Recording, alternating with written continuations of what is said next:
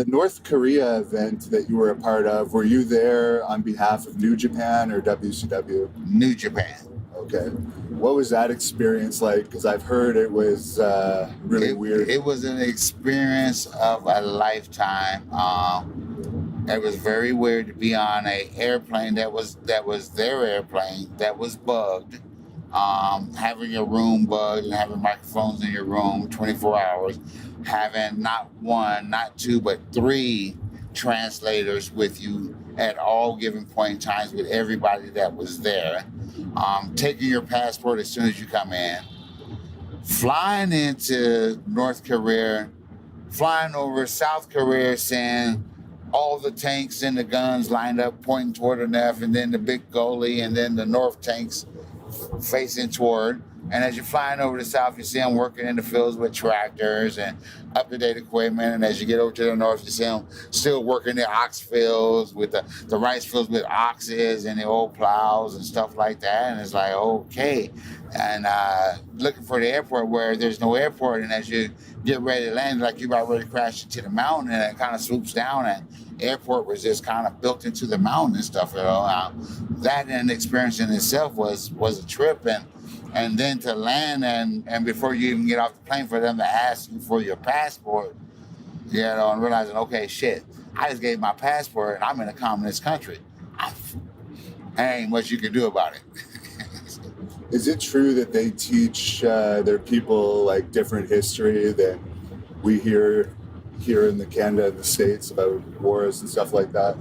Being that I didn't really have an opportunity to interact with a whole lot of people as far as their beliefs and how they study and their history or anything like that. We kind of interacted at some events, and it was basically, you know, fake Providence hanging out at the same place, kind of enjoying something that the government had put together. Not sure if the people was forced to be there, if they was there on their own choice or will. You know, kind of really hard to say. And I think those were like the two highest attended wrestling events in history, weren't they? You know, Hogan has done a lot of things in his business. You know, Flair, a lot of wrestlers have done a lot of things. You know, that's only one thing that I can say that I've got on Hogan is this. I wrestled for 199,000 people, not one night, but 2 nights in a row. I don't think Hogan ever wrestled for that many people in one night, but that's about the only thing that I got on him. Now, did the incident with Hawk happen on that tour? As a matter of fact, it did. And it all regarded about pretty much everybody being stressed out, been out of gimmicks, been out of roids, been out of the stuff that you used to have and stuff like that. I think that had a lot of attention and stuff to do with it. And then me, you know, just Scorpio and the mouth that I have sometimes and shit, you know, I mean, had a lot to do with the situation too at the time and stuff, you know, I mean, Ric Flair standing in the door doing the Ric Flair thing, and Hawk looking at Ric Flair, and Ric Flair looking around like he might be looking for somebody, and Hawk says, you know, I think Ric Flair's looking for somebody, maybe he's looking for me to go ride in the car with him again. And me being as smart as I be, I said, F that pussy, let him ride by himself. And I guess he didn't hear the F part or the pussy part or whatever it was. And he asked me what I said. And I said it again. And next thing you know, shit, fight was on. Were you a little worried getting in a skirmish like that in North Korea with your passport seized? I thought I was going to be thrown in goddamn jail and be locked over there, and everybody was going to be back over there in Japan, and my ass was still going to be in North Korea, stuck in the damn jail, and ain't done a damn thing I can do.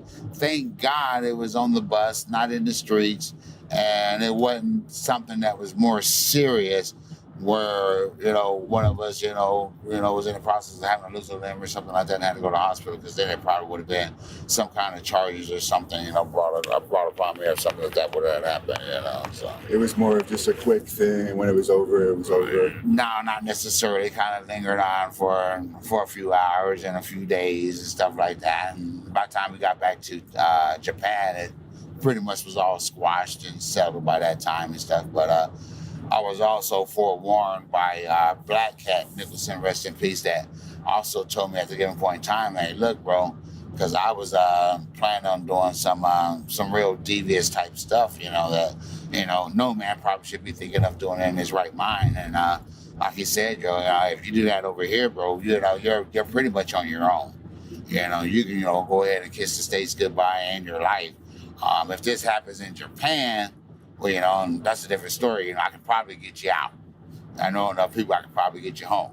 You know what I mean? It won't be the safest way, but I can get you home. So from there, by the time we got back, it was all over with, said and done. And is it true the food there, it's very hard to come by meat, like good quality meat? Good quality meat was very hard to come by. I was starting to get real leery.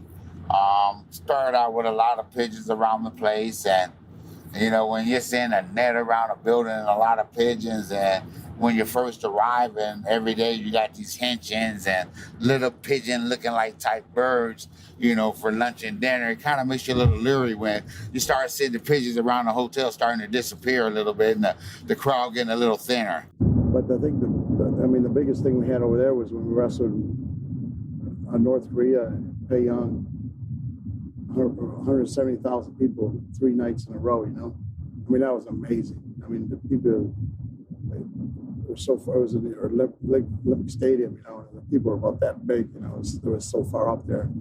170,000 people, that's a lot of people. So, plus the 3 nights in a row, so that's probably the thing that sticks out the most. Because the place was communist, Yeah. And we were being watched the whole time. And one guy made a phone call to his wife and he said, "Man, this place sucks." As soon as he said that, the phone went dead and he lost his phone privileges for the rest of the tour. And then we'd leave the hotel because,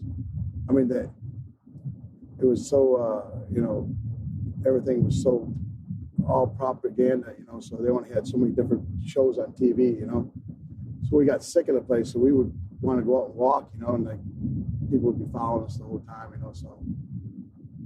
But it was pretty cool. Muhammad Ali was there with us. It was a pretty big event, Did you get a chance to talk with Muhammad Ali at all? He was probably gone a little bit. Yeah, he had the onset of the disease, but he could, he was moving slow. But man, once we got to the steps, because we went to visit the king and where his tomb was, it was like he ran up all those stairs. It was pretty amazing. He was moving pretty good. You had a really bad experience during WCW's North Korea tour. Could you tell us a little bit about that? Yeah, I did have a bad experience. All right, get a little hoarse here, but North Korea was eye-opening, brother. I had no idea what I was getting. None. When Masa Saito and Tori walked up to me in the locker room and said, "Scott, after this, we go to North Korea." I said, "Okay." I knew that it was a communist country. I didn't, I thought I'd be going to Russia or something. And man, I was wrong. But so, anyways, the episode that I had that was so even, today, I should have been dead. They should, it just shouldn't have made it through this. I just got married. When I'm on the road, I stay in touch with my wife. I tried to call home for 3 days from North Korea. To make a phone call there was impossible. Excuse me. So, anyways, I'd have to go down to the basement to the operator and tell her the number, pay her, and then I'd run up. The elevators didn't work in this huge hotel in North Korea, which is probably the only hotel in North Korea. And I had to run 7 flights of stairs. And I could hear the phone ringing. And by the time I got to my phone, when I picked it up, dead. So I tried to go home for 3 days. Couldn't get home through. And all these Americans from the WCWs with us and everything. So finally, They let me call home. When I got to my room, I grabbed the phone and I got to my wife. I got to talk to her. She was so mad at me. She just started chewing my ass out. And like I was abusing our marriage. And I was out all night with the boys. I says, Tammy, you do not understand what kind of shithole I'm in here. Boom. Just like that, the phone goes blank. And I'm going, she hung up on me. $17 a minute. I've been running up and down these stairs for 3 days. I'm telling you, I tried 30 times. It was just, I was so pissed off. So I'm sitting there and I'm on my end of my bed. I'm going, what the F? And she, I finally get through and all of a sudden I get a pound and knock on my door. Boom, boom, boom. And when I answer the door, I'm ready to take this son of a bitch out on the other end because I'm pissed. Here's 4 guards with this dude and they got guns. And they told me, they says, come with us. And I'm going, what the hell's going on here? And they took me out of the room, not by force, but they persuaded me by it. So the elevators worked. They just wouldn't let us use them. Down the elevator we went, right past that little operator room where I was trying to make these phone calls for all that time. And we went down this like a freaking tunnel. And they put me in a room. And I'm like, now I'm scared to death. And all of a sudden the door bangs open. And this guy comes in with these guards and, they're all armed military people. And he looks at me and I mean, if looks could kill, I was dead. And I'm just sitting there going, what have I gotten myself into here? I mean, nobody knows I'm down here. Nobody knows where I'm at. And I'm thinking, this is it. I'm dead. And if it wouldn't have been, I still believe this. If Muhammad Ali wasn't on that tour with us in Anoki, I'd be gone. Especially after years later, when that Warm Beer college student took a poster off the wall in a hotel room, which were on our walls in the hotel room, and they did what they did to that kid, I'd have been executed in public. It was, and I mean, I sat there and I seen what they did to that poor guy. I mean, they sent him back to America with all of his teeth pulled out of his mouth and just set him in his mouth and just placed him back where they're supposed to be. And he was brain dead. They beat him, they tortured him to death. And I mean, to get out of there with, and I was, frightened for my life. And I'm trying not to be frightened too often. Played a huge role in the big collision in Korea events. This is kind of everyone talks about the collision in Korea events when they're talking about the history of WCW. So I'm wondering if you could go into the whole detail of how they were set up and what it was like there and the various issues that happened with some of the wrestlers and other talent. Yeah, there's we can go. There's 4 hours. Yeah, there's a 4 hours movie on that deal. First of all, Antonio Inoki had reached out to Brad Riggins and Eric Bischoff because to work by the way, Antonio Inoki was a member of a Dai. He was like a senator over there in Japan at the time. And pretty big politician. He reached out to Eric to get in contact with Muhammad Ali. And this was certainly before I was on front of camera talent. So Eric made that happen. I think in Denver, we had a matter of fact, I have a photograph here somewhere. I had a picture with Muhammad Ali and Antonio Inoki, and Muhammad Ali is one of my heroes. With all the stuff he went through, so I got to meet him. Eric put this deal together, and throughout that, Antonio Inoki was working on this peace festival and having this event in North Korea. Now, let me tell you how that kind of comes about with Japanese pro wrestling. And you got to kind of go back in history.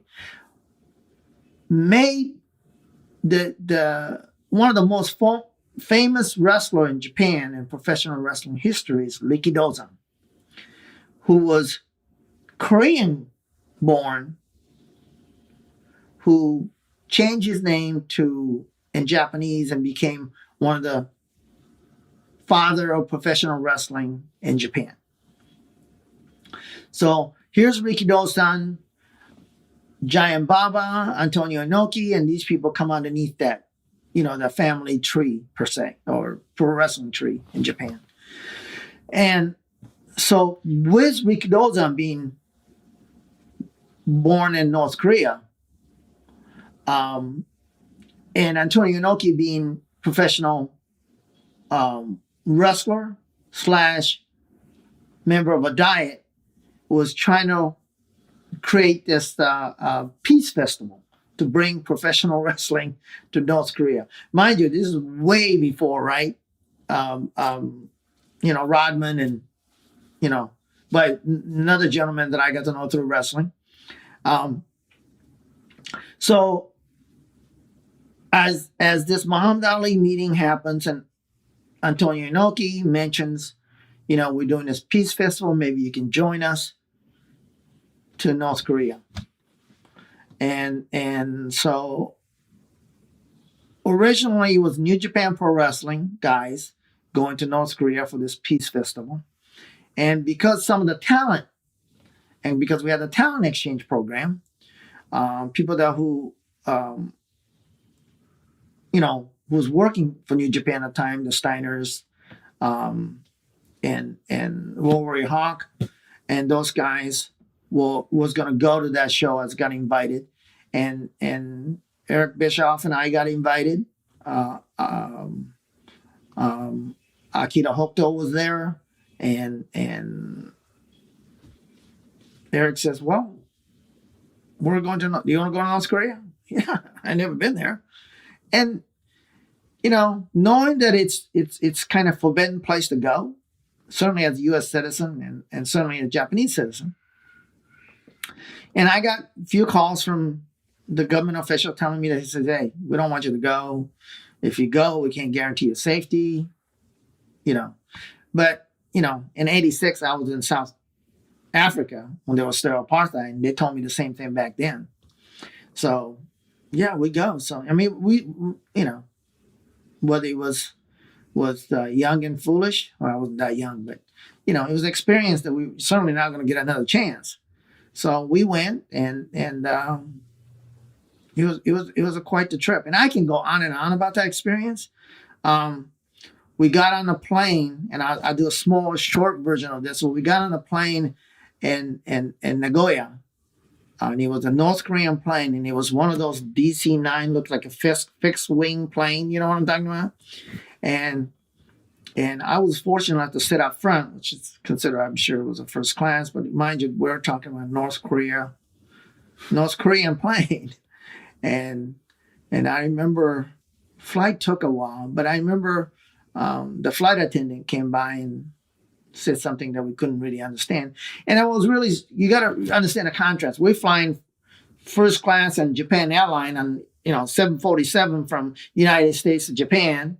And then we get on this DC-10, And I remember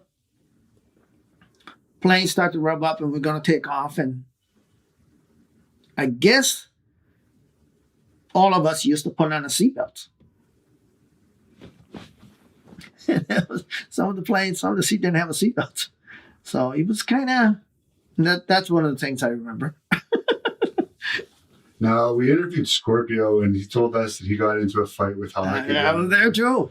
Can you tell us your version about? Well, you know, we're kind of cooped up in the country, right? First of all, everybody's, you know, especially the American boys, all freaking out because we're flying in and we see the skyscrapers.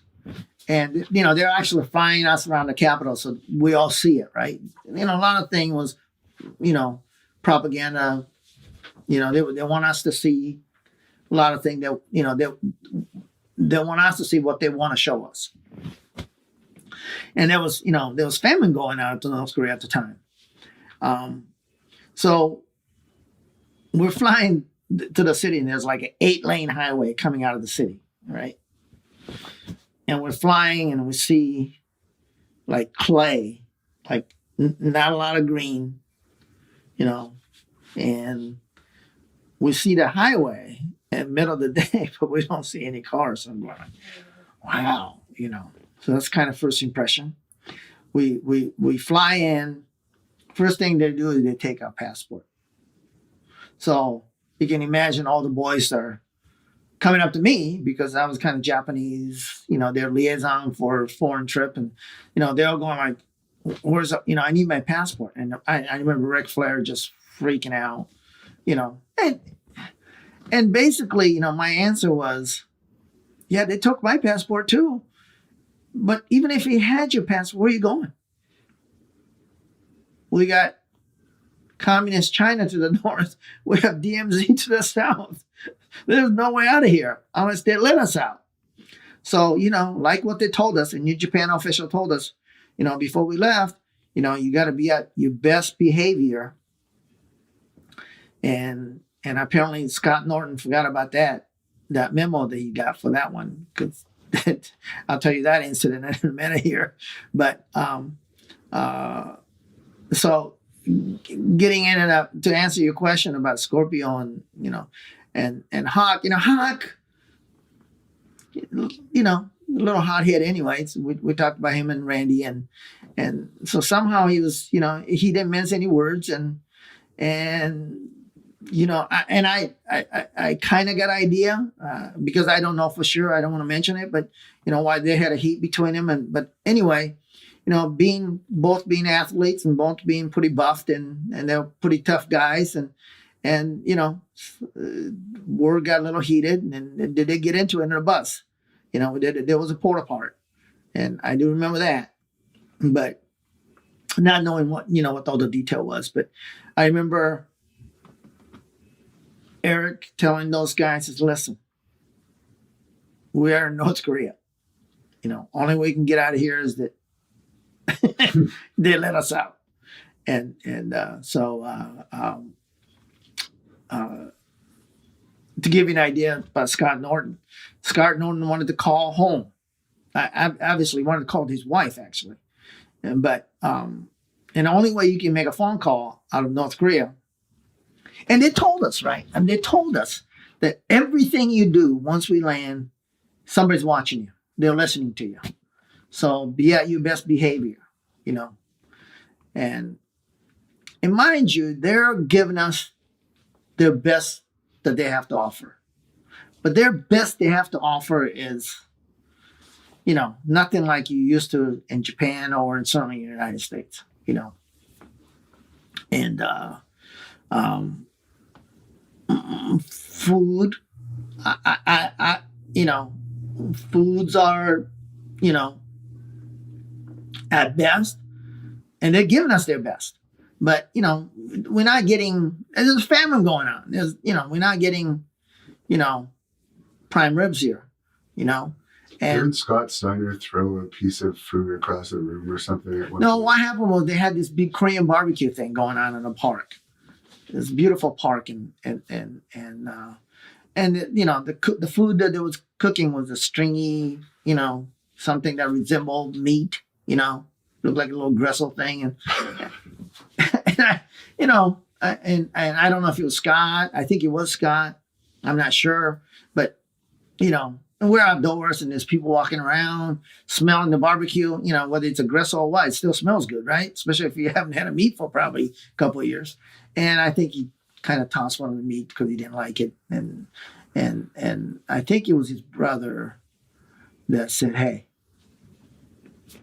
that's probably not very good. These people haven't had a food. I think kind of smartened him up on that. And what happened to Scott Norton was that he wanted to call home.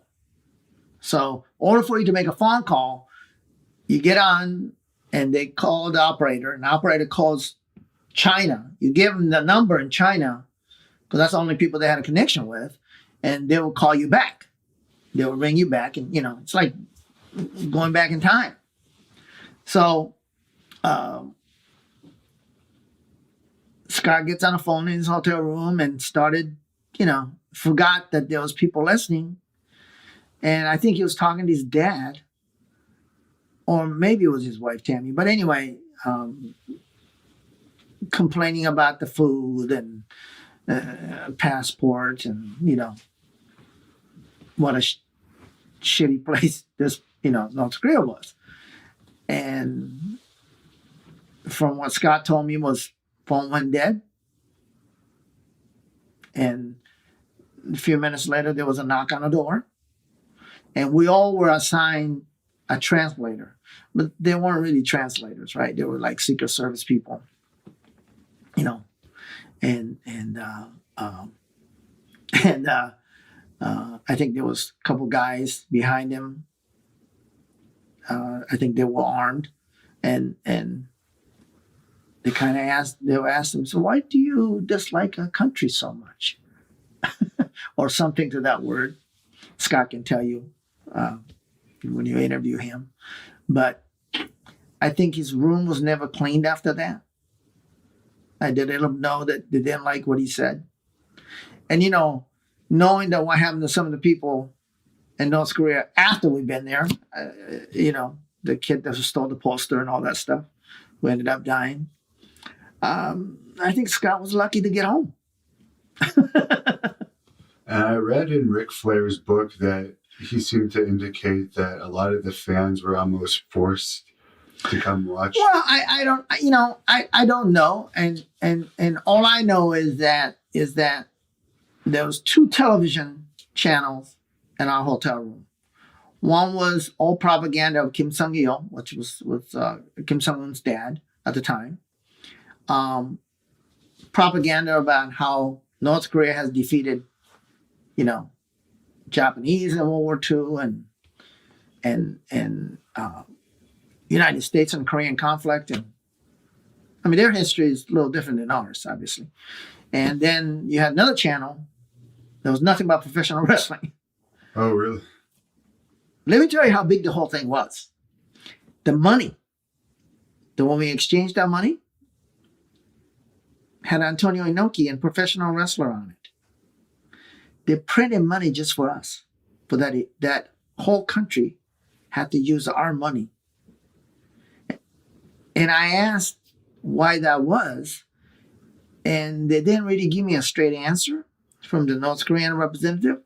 But if you really think about it, it was so that they can control our dollar.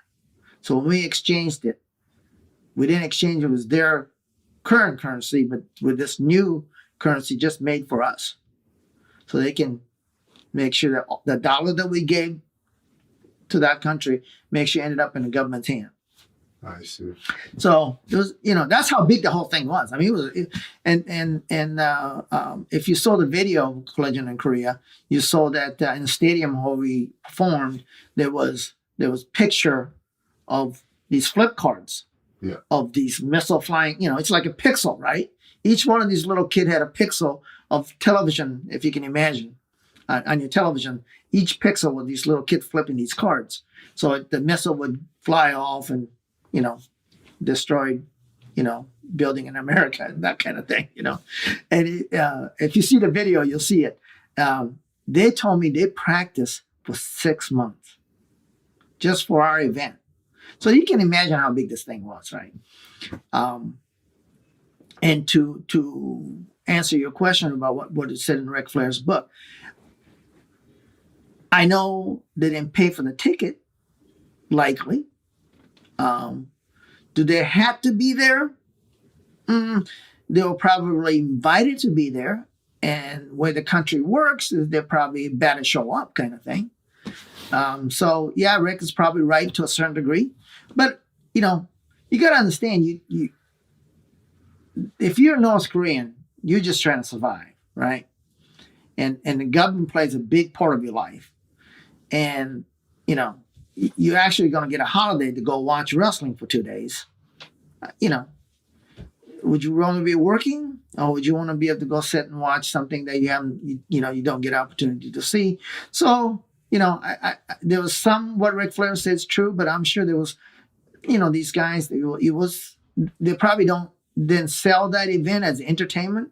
It was more of, competition between great evil American versus, Asian guys who represented from New Japan, who Korean people I'm sure identify with. So Antonio Inoki, who had a great relationship with North Korean government, physically competing against, what represents all the things wrong with the United States. Ric Flair and his gown and his entrance and blonde hair and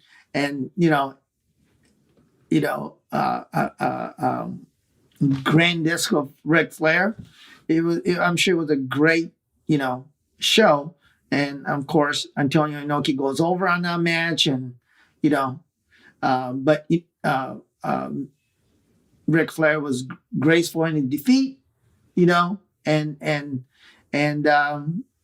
it was a great happy ending, certainly for the audience. It was a great payoff, and so. Was it originally supposed to be Hogan, and Hogan didn't want to go, so they sent Flair? Yeah, I guess so. But certainly there was nothing lost by Ric Flair being there, and I don't know if Rick wanted to be there. According to his book, no. Probably not, right? He also mentioned that Muhammad Ali was getting a little testy towards the end there, and he actually started talking normally at a few points that he was worried about getting. Well, I'll tell you funny, and I'll show you a picture a little bit later. So we went to visit, they take us to these, propaganda visits, right? Cameras. And by the way, you have this great camera and lighting here. Eric Bischoff and I was together most of the time, and we had this lady Secret Service / translator that was assigned to us, and we would go to these various events. They have the Gate of Triumph in France, yeah. in Paris. They have their version of that there, but it's the carving and monuments on the wall is North Korean citizen defeating the evil American and Japanese, happen to be two of their greatest enemies, and they would ask us with that in the background. They would stick a mic in my face, but their camera is guys literally doing this, and the lights that we have here are nothing like these lights. They're actually light bulb with the battery pack on a guy, because technology hasn't gotten there. Mind you, this is many years ago as well. So the guy's battery packs are like a Batman's utility packs. And one camera guy actually rolling the film. And that was the technology. That's in the 96 or so. Right, yeah. But we're still in 1954 technology, right? And they would ask us questions, they would kind of bait us, right? And the question to me was, since they knew I was from Japanese born, so they would ask me like, so Sonny, don't you think that Japanese government should pay for the atrocity that they have committed against our country during World War II? And knowing that I was going to get asked a question like that, so Eric and I were smart enough to go, and my standard answer was, I'm born, 54, so I was not involved in, I don't have any experience of that, and I live in Iowa. That was my standard answer. Certainly, you don't want to, say things that certainly offend them, and I wanted to get home, so we were smart enough for that. And they would ask Eric. I remember one point they would ask Eric a question like, United States government has dropped one bomb for each citizen of North Korea. And don't you think, and it was the same question, don't you think Americans should repay for the damage done to the American or the Korean citizen? And Eric had his answer, war is terrible, and I can't remember what he exactly said, but he was smart enough to kind of fade the heat, as we say in the business, and so it was like that. But getting back to so they would take us to one of the, I think we went to visit Lee Do-zan's home where he was Right, 'cause born. he was actually Korean. Yeah. So we went to visit, and old home, kind of like a historical thing.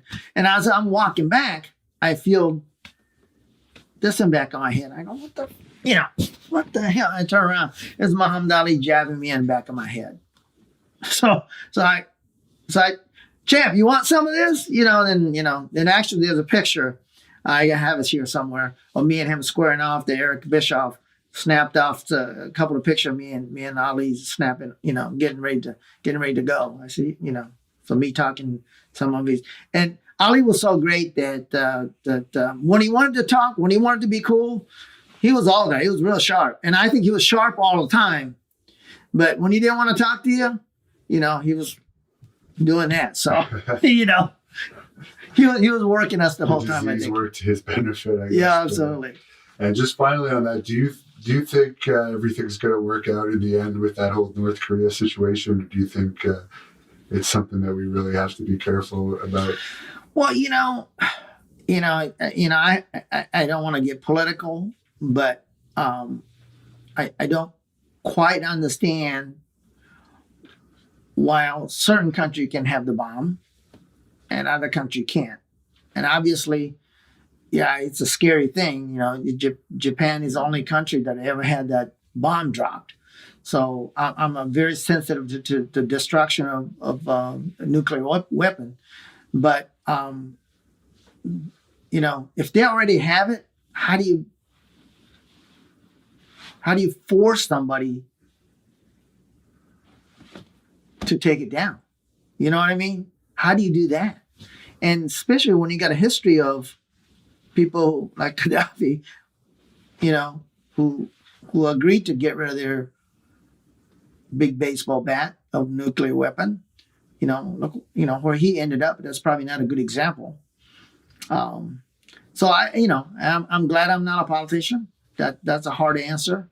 But I know one thing though. If you're a big guy like you, pick on a little guy like me, and if I only got one bullet, and that's my only bullet, and I have no other way to retaliate, I think that's a scary thought, And of course, Dennis Rodman might be able to mediate that situation because I guess he's friends with both Trump and the North Korean leader. Absolutely. I think Eric and Dennis Rodman should get together and work out a coalition since they have, they have a first-hand. I tell you how great Eric was. The translator / Secret Service lady.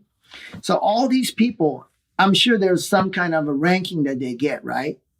And they had this button, a little button, that they all wore on their lapel, and that was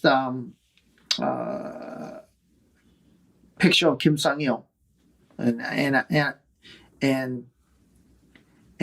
I hope Eric still has it. Eric had, what's the word? Created a relationship the time we were there with our translator that she awarded him with that pin. Okay. And I was flabbergasted, right? I mean, however their education system is,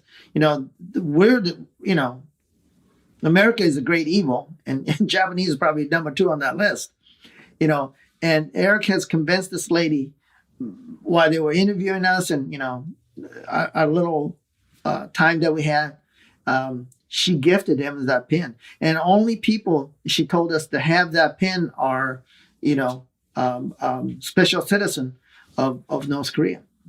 I actually heard Eric talk. I think it was the podcast where he had you on either last year or the year before, where he was out for a run and they were so afraid of Americans that they were literally. Wait, yeah, imagine, and you have to imagine this, right?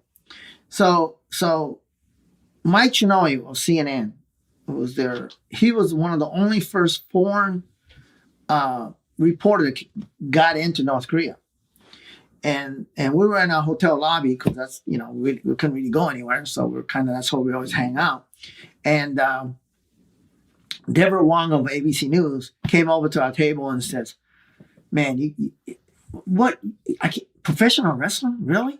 She says to us, she goes, all the time I've been trying to get into North Korea. And they have refused my, request. But I get to come here and cover professional wrestling. She couldn't believe that she got in the country just to cover us. And that's how tight the whole thing was. And I think one of the first day, Eric was at, and he is avid runner, and he didn't think anything of it. I think he only got to do it once because they told us he couldn't do it anymore. He put on his shorts and his t-shirt and went out for morning run. And we're downtown Pyongyang, in the city. And what I found out later on and during a week was that these people, it doesn't matter if you worked in a factory, whatever you did, they'd literally march. I mean, like you come out of your house, another guy come out of their house, and they march to work. I mean, like together, right? So by the time we got down the street, there'd be like, dozen of people, and they all, their suit might not have a hole in the elbow, but they're all wearing, and they might have been doing it for us. I don't know, but they were, very uniform, and they were, very formal. And imagine you're going to work, and you basically been propaganda and all the news that the evil, Westerners, certainly the number one enemy being American, and you're walking probably all your life, and you see this guy running towards you. Eric said people parted like he was Moses. Thank you for watching the Hannibal TV. Please like this video if you enjoyed it and click the subscribe button to not miss any of our latest shoot interviews, match videos, or news updates. Support us on patreon.com for $1.99 a month to watch our full shoot interviews ad-free and help our channel grow. Follow us on Twitter at the Hannibal TV for instant updates.